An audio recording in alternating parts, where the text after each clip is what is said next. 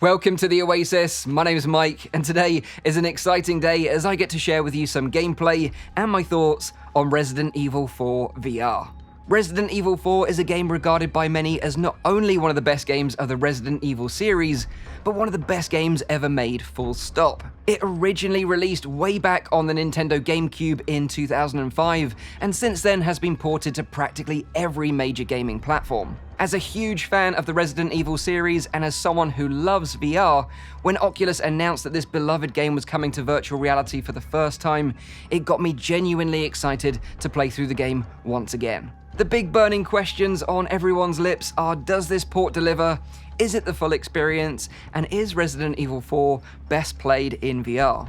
Well, having just finished the story, logging in over 10 hours worth of gameplay, I can say without question, it absolutely delivers. And in my opinion, this is the best port of Resident Evil 4 to date, and a must-own title for all Oculus Quest 2 owners. Of course, this game isn't without its flaws, which are specific to this VR version, but everything that made Resident Evil 4 a great game has been lovingly carried over and adapted to VR by developers Armature Studios. Stick around until the end of the video as I'll be going into more detail as to why I feel this way, with a short review at the end.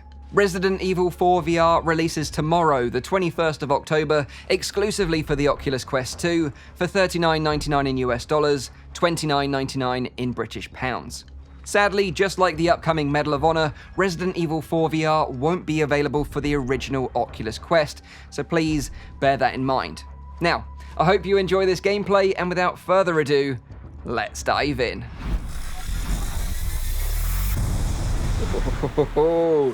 Okay, here we are in Resident Evil 4 VR. At the very beginning of the game, because I don't want to spoil anything for you later on. But as you can see, we've just been dropped off by our Spanish compadres on the outskirts of this rural Spanish village. So let me quickly show you the weapons in this game. So you've got a pistol, which is located on your hip. And you have to manually reload this yourself, which is pretty cool. You can eject the mag, pick up another mag, and you're ready to rock again.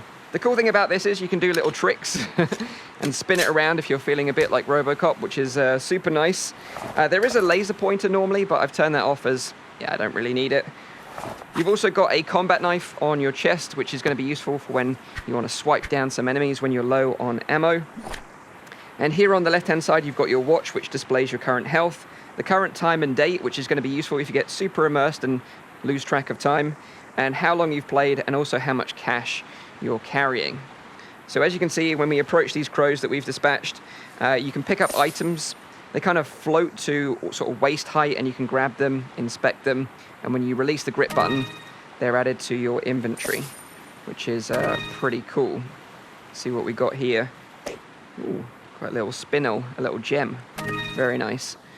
So if you're not familiar with the story, you play the role of Leon Kennedy, who's been sent on a mission to find and recover the president's daughter who's gone missing, and apparently she's around this area somewhere. So let's go and say hello to the locals and see if we can find her.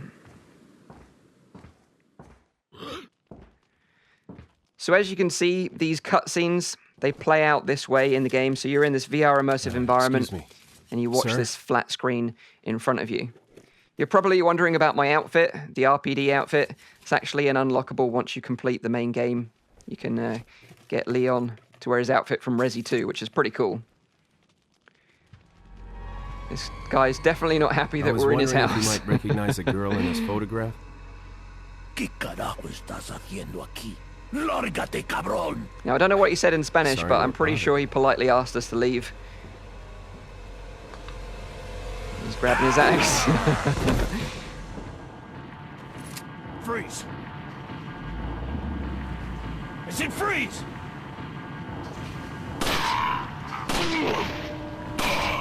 I do feel bad for this guy because we did just walk into his house and he told us to leave with an axe, and then we killed him in his own house. It's pretty brutal, I'm not even going to lie. But he is a bad guy, you know. He's got this stuff in his closet, so I don't feel too bad. Looks like they've killed a lot of people. I hope Ashley's okay.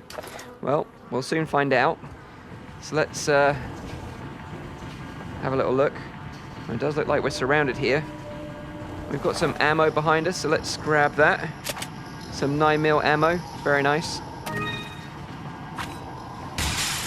Let's take these guys down.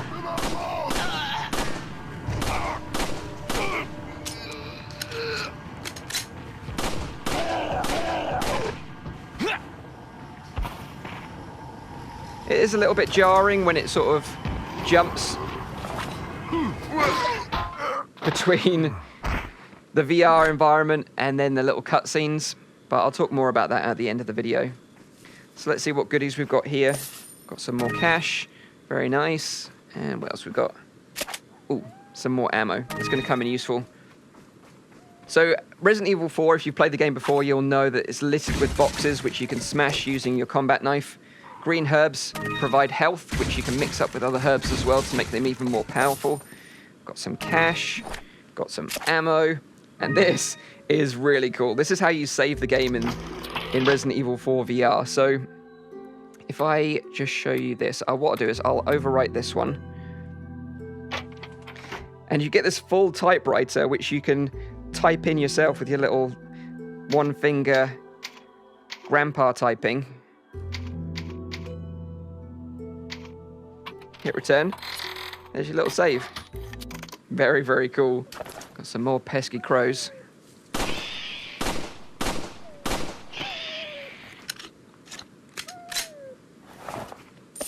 Got some cash. Ooh, a grenade. And the cool thing is you can pull this pin yourself and then physically throw it, which is super fun. I'll show you that very shortly. These villagers certainly aren't friendly. You can play a little swing ball with a skull. It's kind of fun. Hey, little buddy. Look at this little dog. He's stuck in a bear trap. It's okay, little fella. It's okay. What should we call you? Should we call you... We'll call you Derek. Derek the dog. There you go, Derek. Have a good life, my friend. Farewell. What have we got here? Oh, that doesn't look good. I guess no one's safe here. Better find her fast. Pitchfork to the face. I have to say that's probably one of the worst ways to go. That's horrible. We've got here another herb. So now's probably a good time to show you the inventory system. So this has all been reworked for VR. You can move things around your inventory attaché case. You can combine herbs, and then you can actually just drop them on Leon directly here from the menu, or you can just equip them to your consumables, which will be over your left shoulder. Hand grenades will be on your chest. Obviously, you've got your handgun on your hip, and a two-handed weapon will be over your right shoulder, which I can show you a little bit later on. So let's quickly show you the map. You can manipulate the map using the grip button. And when you unlock the maps, which you can buy from the merchant, which I'll also show you later, it can highlight where the treasure is located, which you can collect and then use to upgrade your weapons. One thing to note, if you're just watching this video and you've never tried VR before and you're just wondering what this looks like, just know that this video will never be able to do the game justice. You really have to experience VR for yourself, because actually stepping into the shoes of Leon Kennedy for the first time and freely wandering around and looking around these environments is just awesome. You really need to try it for yourself. So, with that little caveat out the way, let's go and say hello to the locals. Looks like our Spanish friend has been thrown on the barbecue. And they are not happy that I am here. Ooh, easy, lady. You don't want to mess with me, seriously. That's the way to do it.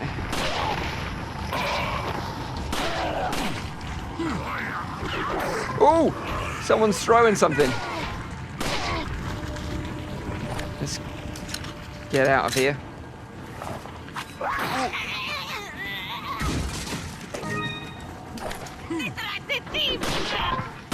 Mate, he is persistent.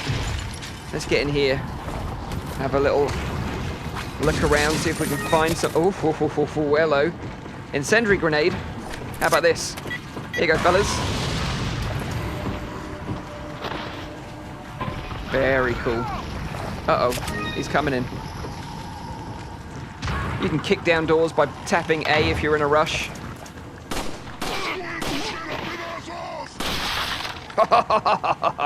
That's so brutal, but so badass. Knife on knife. Come on, lady.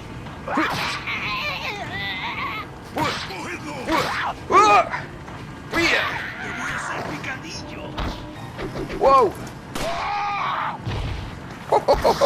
He won't be dancing again. He landed right on his spine. Let's find some sanctuary in this house. Why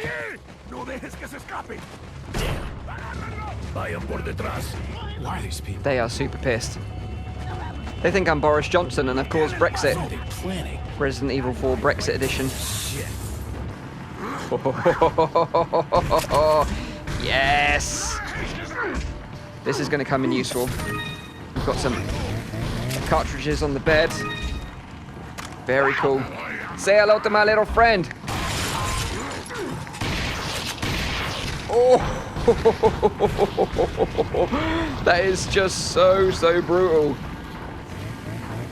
I can hear a chainsaw in the background, which is extremely menacing. Let's jump down.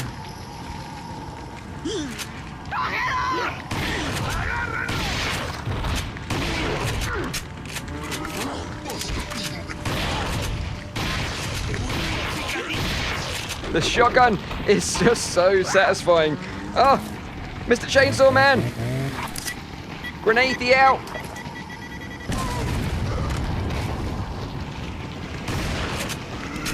Ah! How is he still alive? Oh God. No! There's just no stopping him. No! No, mate! Die! Die! Come on! Oh, thank God. Oh. So this is a quick time event. I can show you what this looks like in VR. So you have to shake the controllers to get Leon to run away from the boulder. Come on! We did it. Nice. Whoa! I'm not having that. No, mate. We got any ammo? Or, no ammo for the shotgun, unfortunately. Just shoot it in his hand. Oh, mate. He's toast. Oh, you cheeky git. And now it's time to show you one of the epic boss fights in this game. It's a classic. It's, of course, El Gigante.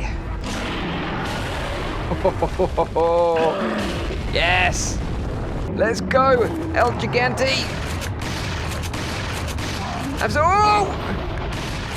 Have some shotgun to the face. Oh! I got him right in his eyeball. Now it's time to jump on his back.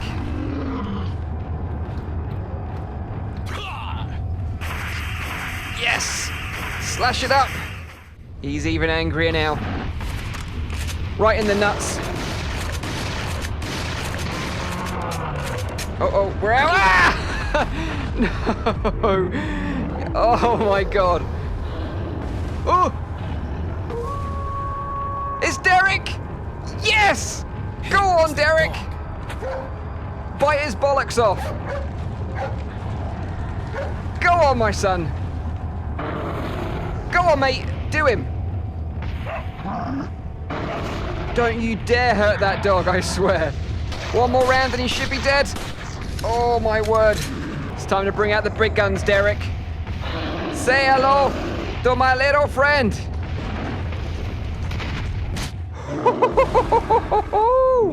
Yes, mate!